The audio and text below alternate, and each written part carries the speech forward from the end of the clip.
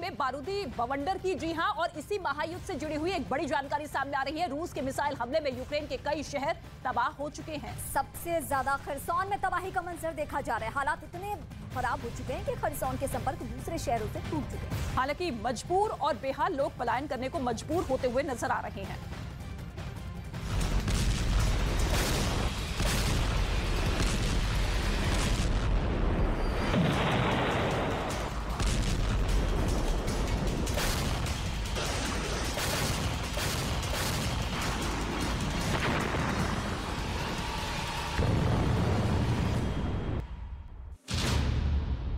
रूस के हमलों में तबाह यूक्रेन, शहर बने कब्रिस्तान, मलबे में तब्दील गांव।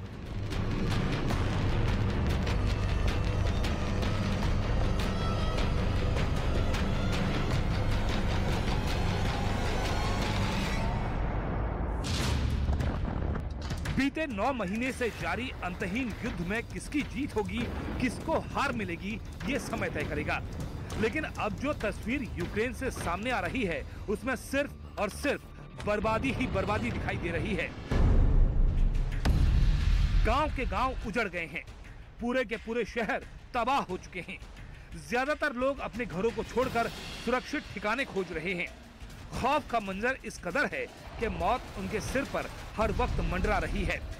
कई इलाके तो ऐसे हैं जहां न खाने के लिए राशन है और न ही ठंड के बीच रहने के लिए बिजली। ऐसे में लोग पलायन कर रहे हैं। शहर से पलायन की तस्वीरें आ रही हैं।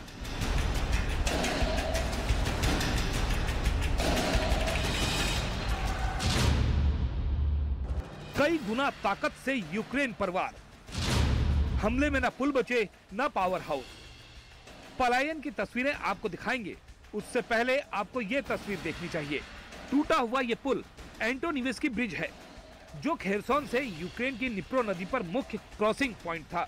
नवंबर में पहले रूसी सैनिकों ने खेरसोन छोड़ते वक्त इसे तबाह कर दिया। खेरसोन छोड़ते वक्त जब रूस की सेना ने इस पुल को तबाह किया तो दावा किया गया कि रूस की सेना ने पुल को इसलिए उड़ाया ताकि यूक्रेन की सेना उनका पीछा न कर सके। लेकिन रूस के मंसूबे उससे भी ज्यादा खतरनाक थे, जो अब यूक्रेन को समझ आ रहे हैं।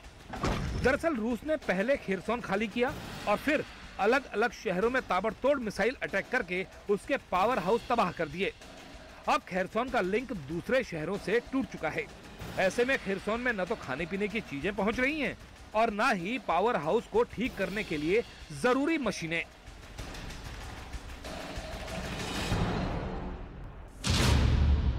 यूक्रेन पर ठंड और जंग का डबल अटैक।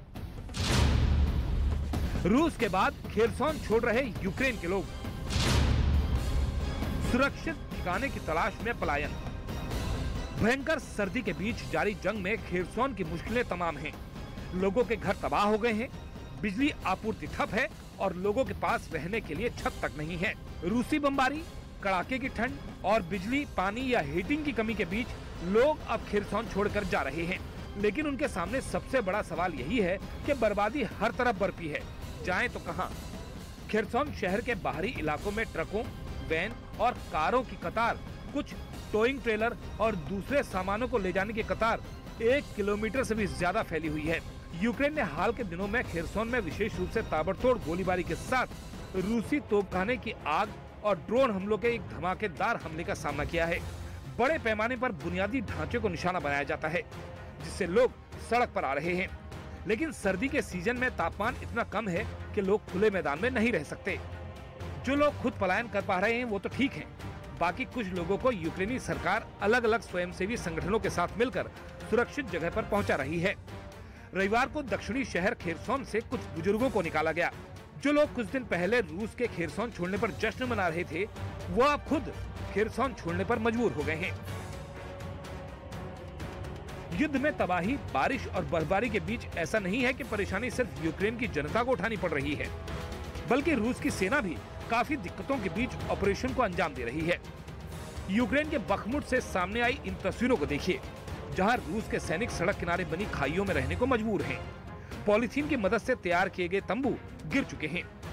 जो वीडियो सामने आया उसमें रूस के जवान कीचड़ के बीच लेटे हुए नजर आए।